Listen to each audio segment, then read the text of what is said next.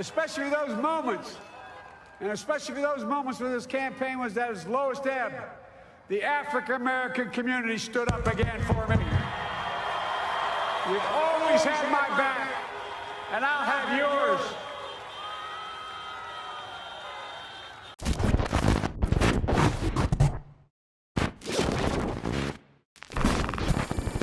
On November 7th of 2020, Joe Biden stood up on that stage and told one of the greatest lies ever spoken to the black community by a soon-to-be sitting president of the United States. You have always had my back, and I'll have yours.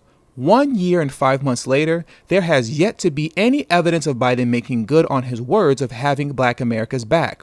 But what we have seen is plenty of evidence that shows how he has had the back of every other group in the United States except for Black Americans, a constituency that has been so loyal to the Democratic Party that even when Joe Biden told you to your face that he was going to give your reparations to the Hispanic community, you still voted for him anyways. Now, speaking of reparations, whenever that topic is brought up, one of the biggest excuses to avoid the topic is to bring up the excuse of how America is $21 trillion in debt and we can't afford to pay reparations because of that. If we do that, it's going to crash the economy, so on and so forth. But it's interesting how other groups like the Native American community never run into nonsensical excuses like that. Since Biden has been in office, he has been handing the Native American community money hand over fist in record numbers. On March 6th of 2021, the Biden administration set a record, as you can see here on IndianSenate.gov. Senate passes largest investment in Native programs in history, more than $31 billion heading to Native communities. Now, 1 year later, Biden is setting even more records concerning investments into the Native American community, as he has already created his 2023 fiscal year budget that, if my math is correct, equals up to $50 billion. Now let that sink in for a moment. The Democrats control the White House, the Senate, and Congress, and still won't pass the wildly flawed and broken H.R. 40 reparation bill. That's nothing more than a study. It's a bill to study the possibility of reparations, and they won't pass a bill to even study it. Yet they have already established a close to $50 billion budget for Native American communities. You know, honestly, you really got to hand it to Biden, and you really got to admire him because he has done such a tremendous job of having the Native American communities back. Now let's get into the numbers of how much money that the Biden administration will be giving to the Native American community, while at the same time telling you they can't afford to provide the black community with anything because that would be unconstitutional. Fact sheet. President Biden's fiscal year 2023 budget honors commitments to tribal nations and tribal communities. President Biden knows a strong middle class is the backbone of America and that tribal nations and tribal communities are essential to the success and economic growth of our country.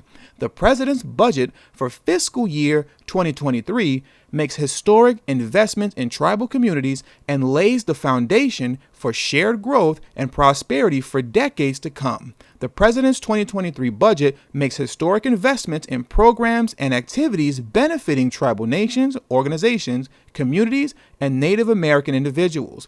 And for the first time in U.S. history, the president's budget is informed by direct consultation with tribal communities, recognizing their inherent sovereignty and honoring the federal government's trust and treaty obligations to tribal nations. We are best served when tribal governments are empowered to lead their communities and when federal officials listen to and work together with tribal leaders when formulating budgets that affect tribal nations. The president's 2023 budget will make these important investments while cutting the deficit by more than $1 trillion over the next decade and ensuring that no one earning less than $400,000 a year will pay an additional penny in new taxes. Now, here's the important part, because now we're going to get into the money. Health equity for American Indians and Alaska Natives. The budget significantly increases the Indian Health Services funding over time and shifts it from discretionary to mandatory funding. For the first time ever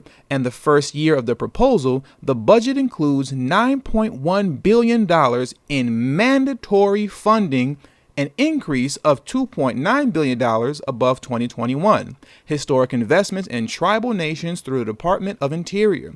The budget makes the largest annual investment in tribal nations in history through $4.5 billion for the Department of Interior's tribal programs, a $1.1 billion increase above the 2021 enacted level. Quality facilities for culturally appropriate education. The budget includes a $156 million increase to support construction work at 7 Bureau of Indian Education schools, providing quality facilities for culturally appropriate education with high academic standards, as well as $7 million for the Federal Boarding School Initiative, which includes a comprehensive review of the troubled legacy of federal boarding school policies. Increased support to address the crisis of missing and murdered indigenous people. The budget provides $632 million in tribal public safety and justice funding at the Department of the Interior, which collaborates closely with the Department of Justice, including on continued efforts to address the crisis of missing and murdered indigenous persons. Reduce maternal mortality rates. Now, isn't this the one thing that come election time, the Democrats love throwing in the face of black women? They are always talking about how black women experience maternal mortality at a rate 2 to 3 times higher than that of white women. But have they done anything about it yet? Have they thrown any money your way to make sure that this comes to an end or that those rates are reduced?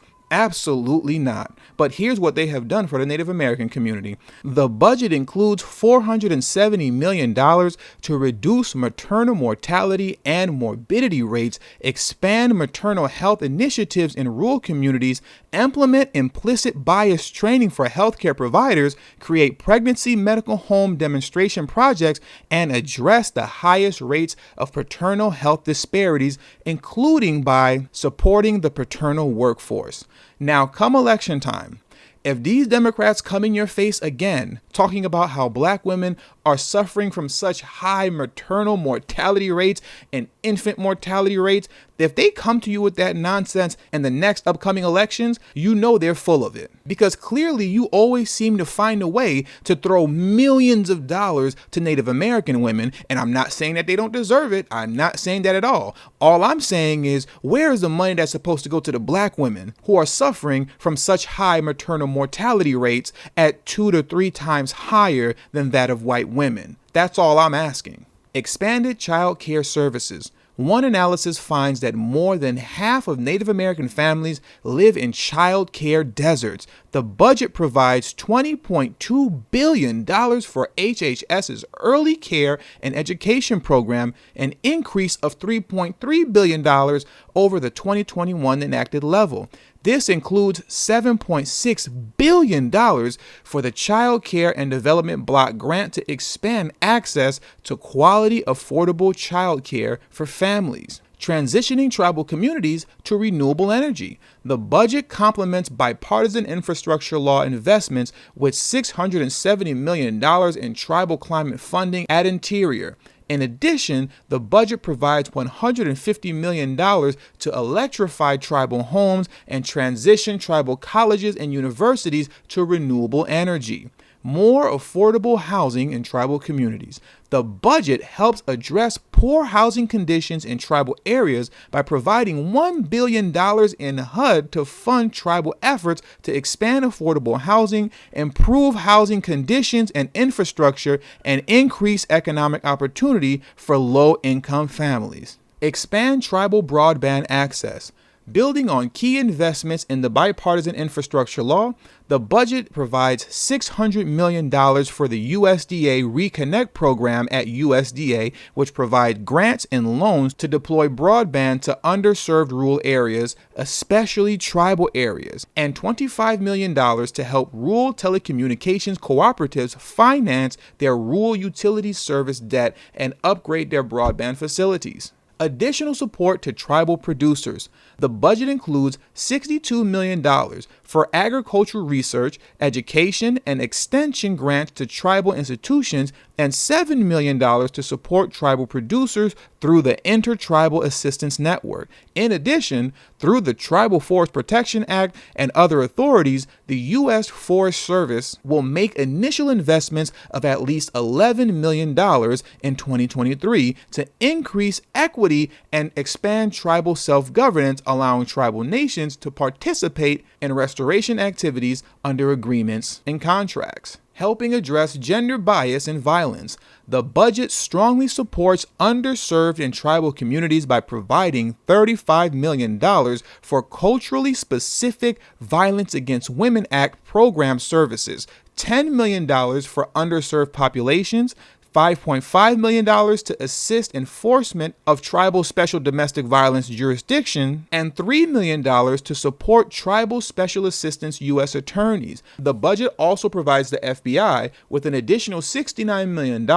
to address crime, including violent crime in Indian country. Securing historic infrastructure investments to rebuild tribal communities. The president's bipartisan infrastructure law is rebuilding tribal roads, bridges, and rails, expanding access to clean drinking water for Native communities, helping ensure every Native American has access to high-speed internet, tackling the climate crisis, advancing environmental justice, and investing in tribal communities that have too often been left behind by investing more than $13 billion directly in tribal communities across the country. Now, here's the real, in all capital letters, important part.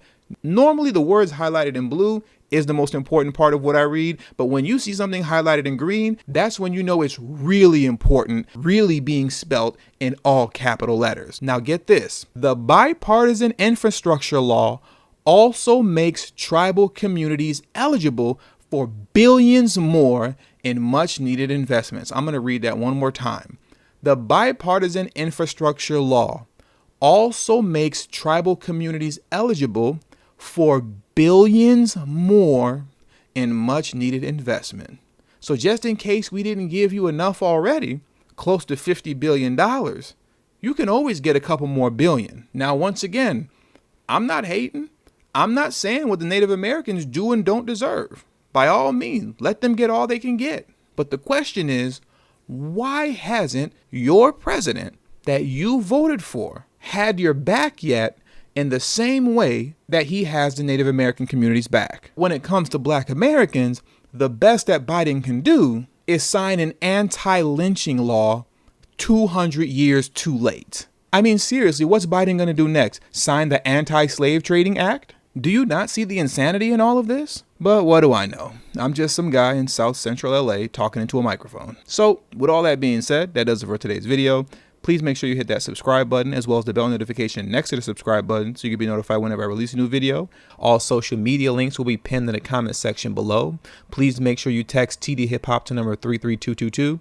That's tdhiphop to number 33222. That way you'll get a direct text notification whenever I release a new video, but it also serves as a protection plan for myself in case YouTube ever gives this channel the axe. I'll be able to send you a direct link to where you can find me next. And last but not least, for those of you who have a love and appreciation for the work that I put in on this channel, the number one way you can show your support is through Patreon for only $3 a month. That will help put me in position to take TD Hip Hop Media off of YouTube. Remember, the goal is not to grow big on YouTube, but to grow independent of YouTube. And for those who have issues with joining Patreon, you could also hit the join button that's next to the subscribe button, and that way you can become an official channel member for as little as $3 a month as well. And lastly, if you have not already, please make sure you join the emailing list. There is no way that I can go independent of YouTube if I cannot take the audience with me. And the link to that will be pinned in the comment section as well. Thank you for your time, and until the next video, peace.